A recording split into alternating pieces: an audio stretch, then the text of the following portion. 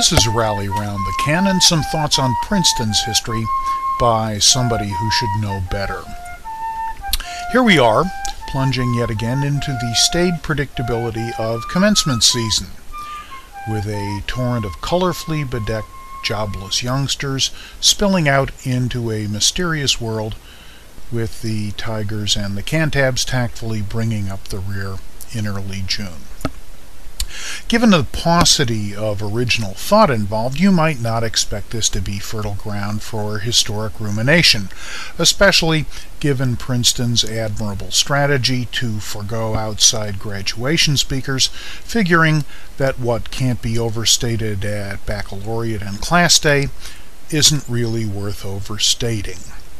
There is, however, one ceremonial facet I'll really admit to being a sucker for, that has within it an irresistible combination of perversity and pomp to quicken the hearts of name-droppers everywhere. You just gotta love the celebrity honorary degree, academia's simultaneous retort to both papal elections and Oscar night. Don't misunderstand now, I have no illusions about worthiness. In a just world, every Princeton faculty member who survives 20 years would earn an automatic doctorate of letters with a 10% pay bump, a locomotive, and a case of single malt. Every minister to the poor and destitute would get an orange-trimmed academic gown with sewn-in elbow pads and $1 million for her favorite charity. However, it's beginning to seem that this is not the true nature of our universe. So, in their place, I must admit to fascination with the proud few colorful cultural icons who do make it to the podium to have their lives recounted in stentorian tones. Bob Dylan received a Princeton degree at my graduation in 1970, seemingly either impressed or distressed enough to not accept another for the rest of the century. Stephen Hawking's degree in 1982 was a nice mirror of Albert Einstein's in 1921. I was ecstatic myself in 1998 when my thesis advisor John Tukey was given one, if only as recompense for the years I took off his life, and also in 1997 when my childhood hero, New Jersey's own Larry Doby, was honored 50 years after enduring his own private hell of being the American League's Jackie Robinson. Speaking of real pros, here's my favorite honorary degree story, which shouldn't be any less entertaining for being true and hopelessly unscholarly. A young friend from Chapel Hill, North Carolina graduated in 2001, and his true blue Carolina grandmother, rabid veteran of many years of the Dean Dome and ESPN Sports Center, made her first trip to Princeton for the occasion. Ambling down McCosh Walk towards front campus for the ceremony, grandma, father, and graduating son came upon three tall people walking side by side in the other direction. Bill Bradley of the class of '65, Bill Walton, whose basketball captain's son was graduating, and Bill Russell there for his honorary Doctor of Humanities degree. They all just kept walking, but after a considerate pause, Grandma firmly stated her conviction that this was indeed a very interesting place. The trustees can give an honorary degree along with the traditional oral citation begun in 1905 by Andrew Fleming West, first dean of the graduate school. They can give an honorary degree to essentially anybody they please.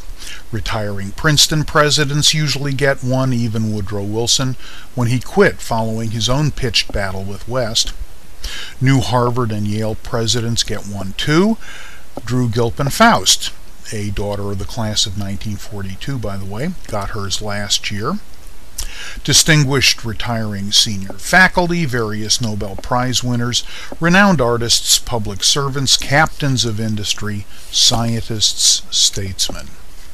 Bill Russell extensively fulfilled the only true requirement ensconced in the university's bylaws since 1895. You have to show up and receive it in person.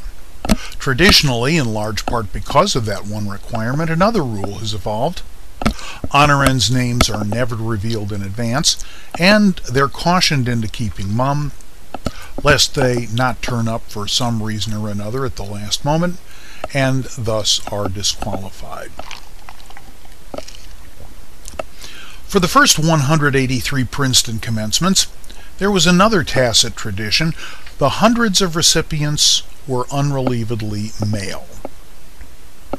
In addition to the 10th anniversary of Bill Russell's degree, this year we note the 80th year since the first woman received an honorary Princeton doctorate at commencement.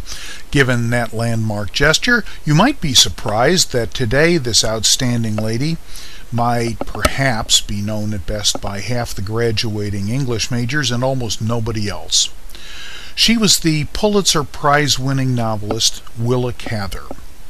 A child of Nebraska and graduate of its university when it was but 25 years old, she always contended that what you write is determined by the time you're 15 years old yourself.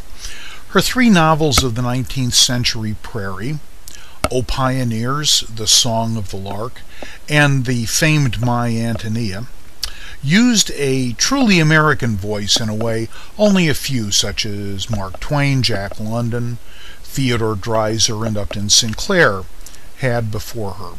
Her sponsor at Princeton, the great Chaucer scholar Robert K. Root, noted, "Her art is distinguished first of all by an inexorable sense of truth. Her prose disdains the tricks of clever epigrams and superficial ornament." He pestered the trustees through graduate school dean Augustus Trowbridge until Cather was offered a degree. What's truly remarkable about their exchange was that her being a woman was never mentioned or discussed. Root didn't care either way in a literary sense, and Trowbridge felt no reason to consider it an impediment to a degree. Clearly, it was time. Although she had previously received other honoraria, Cather always insisted this was her favorite degree simply because, quote, she received more applause than Charles Lindbergh.